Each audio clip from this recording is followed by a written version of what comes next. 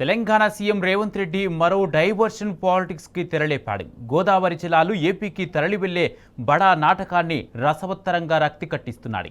తెలంగాణ గొంతు తడిపి పొలాలను సస్యశ్యామలం చేసే కాళేశ్వరాన్ని పక్కన పెట్టేసి తన లోపాలు బయటపడకుండా గుట్టుచప్పుడు కాకుండా సుంకిశాలకు రిపేర్లు మొదలుపెట్టేశాడు.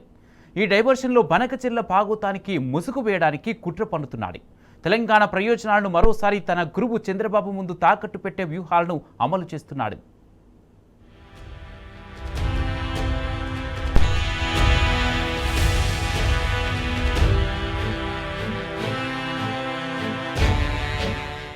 అవును, తెలంగాణ సీఎం రేవంత్ రెడ్డి తెలంగాణకు మరో ద్రోహం చేస్తున్నాడు. తన గురువు ఏపీ సీఎం చంద్రబాబుకు గురుదక్షిణ చెల్లించేందుకు పక్కాగా తెలంగాణ నీటి వాటానే పనంగా పెడుతున్నాడు. తెలంగాణ జల వరప్రదాయినిగా ఉన్న కాళేశ్వరంలోని అంతర్భాగమైన మేడిగడ్డలో ఏవో 2 పిల్లర్లు కుంగడంతో మొత్తం ప్రాజెక్టే ప్రమాదంలో పడిందన్నట్టుగా కలరంగిచ్చిన సీఎం రేవంత్ రెడ్డి తాజాగా సుంకిశాల రూపంలో సరికొత్త నాటకానికి తెరలేపాడు. స్టోరీ, స్క్రీన్ ప్లే అంతా తానై ముందుకు నడిపిస్తున్నాడు. తన లోపాలను కప్పిపుచ్చుకుంటున్నాడు.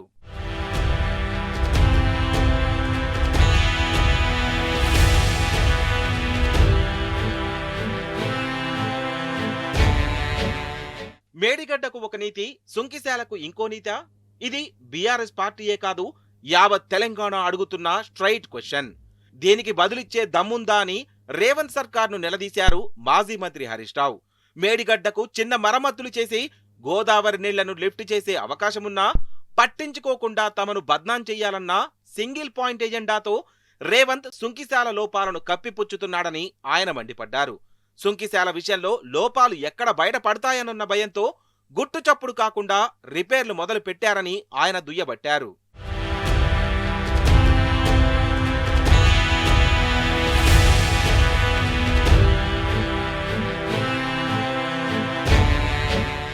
ఎందుకంటే మేడిగడ్డలో 2 పిల్లర్లు కుంగితేనే కాళేశ్వరం కూలిపోయిందని నమ్మించే ప్రయత్నం చేసిన రేవంత్ రెడ్డి సుంకిశాల ఘటనపై నిపుణుల కమిటీ వేయకుండా, విజిలెన్స్ విచారణ జరిపించకుండా, జ్యుడిషియల్ కమిషన్ ఉండకుండా సైలెంట్ గా రిపేర్ చేయిస్తున్నాడంటేనే అసలు సంగతి అర్థం చేసుకోవచ్చన్నారు హరీష్ రావు.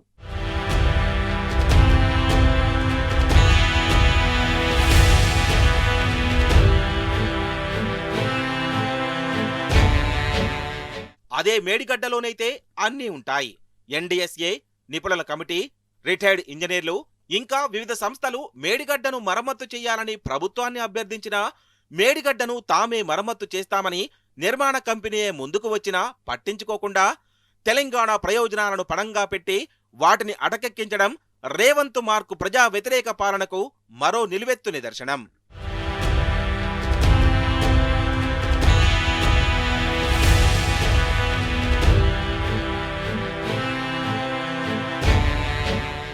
తెలంగాణకు మరో జలద్రోహం చేస్తున్న రేవంత్ సుంకిశాల ద్వారా డైవర్ట్ చేసేందుకు భారీ కుట్రను అమలు చేస్తున్నాడు. బనకచెర్ల విషయంలో తానేదో విషయం చిమ్ముతున్నట్టుగా నటిస్తున్నా పరోక్షంగా ఏపీకి సహకరించే పన్నాగానికి పథక రచన చేస్తున్నాడు. ఎప్పటినుంచో నడుస్తున్న బనకచెర్ల భాగోతమేదో అంతా ఇప్పుడిప్పుడే మొదలైనట్లు కలరంగిస్తూ కపటాన్ని కప్పిపుచ్చుకుంటున్నాడు. బనకచెర్లపై క్యాబినెట్ మీటింగ్ అంటూ డ్రామాలు చేస్తూ ఏపీకి దడ పుట్టిస్తున్నట్టు కవరింగిస్తున్నాడు. ఇది 100% రేవంత్ రెడ్డి తెలంగాణకు చేయబోతున్న మరో అతిపెద్ద జలద్రోహమే.